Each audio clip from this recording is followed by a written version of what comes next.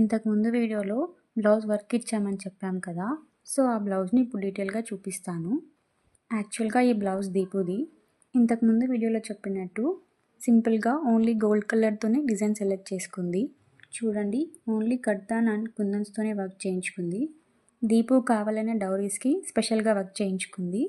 హ్యాండ్స్కి కూడా హెవీగా లేకుండా సింపుల్గానే డిజైన్ చేయించుకుంది. వర్క్ అండ్ స్టిచ్చింగ్ మొత్తం వాళ్ళే చేసి ఇచ్చారు.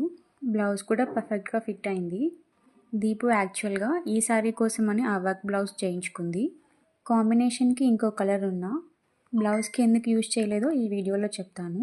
ఈ శారీకి కుచ్చులు ఎలా వేసామో ఆల్రెడీ వీడియో పోస్ట్ చేశాము.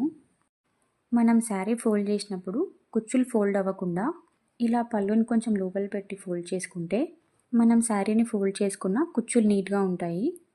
మేమైతే అన్ని పట్టు శారీస్ని కుచ్చులు ఫోల్డ్ అవ్వకుండా ఇలా నీట్గా శారీని ఫోల్డ్ చేసుకుని ఏ శారీ మీద బ్లౌజ్ ఆ శారీలోనే పెట్టి ఇలా శారీ బ్యాగ్స్లో పెట్టుకుంటాము, సో దట్ శారీస్ నీట్గా ఉంటాయని.